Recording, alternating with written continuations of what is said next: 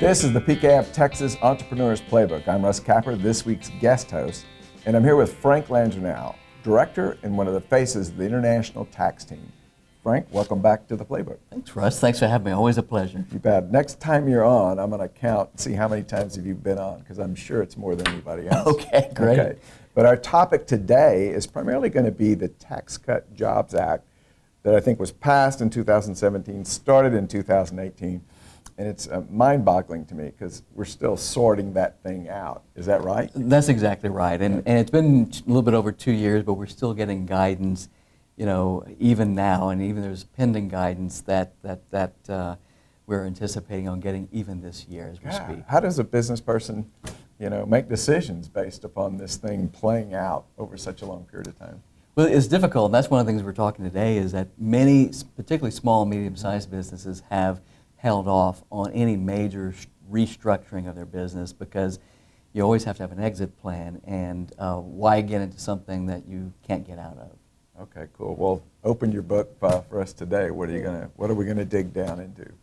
Well, I think the first thing that small and medium-sized businesses should understand is that structuring their business for international operations, which many of them are doing, has taken a turn. Before the Jobs Act took place, the game was deferral. In other words, push profits overseas with the hope of being taxed on it at a later date, getting the benefit of the time value of money on not having to pay tax today.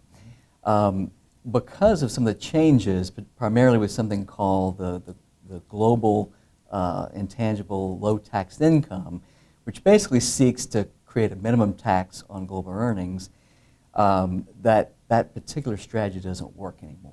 It's not necessarily income that's low tax, it's not idle investment income, it's active trade or business income that through mechanical computation computes the excess return on active trade or business activities, and you're taxed on that. So you're really simply repatriating those funds without actually moving the money.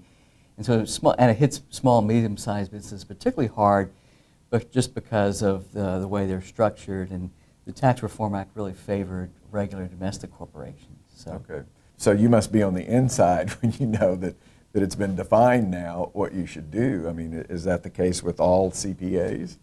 Well, not necessarily. I mean, in the international tax community, we've talked about 3 particular strategies that small and medium-sized businesses should pursue. One is, well, if the simplest one, I guess, although not necessarily the most advantageous one, is if tax reform favors regular domestic corporations, should I establish a domestic corporation to hold my international operations? In other words, interpose a corporation instead of owning those foreign subsidiaries outright.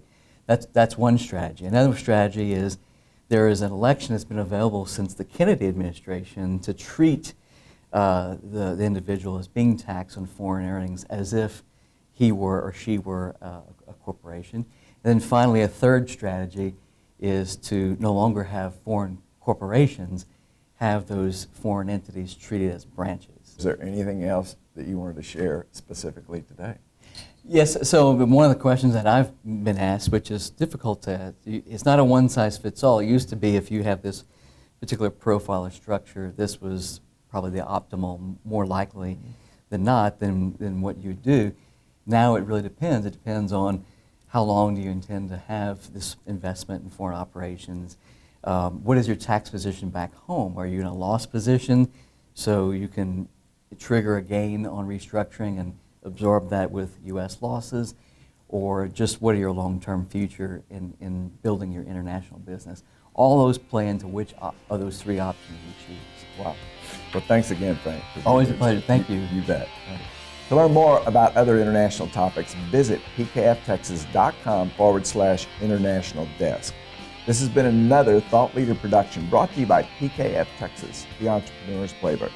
Tune in next week for another chapter.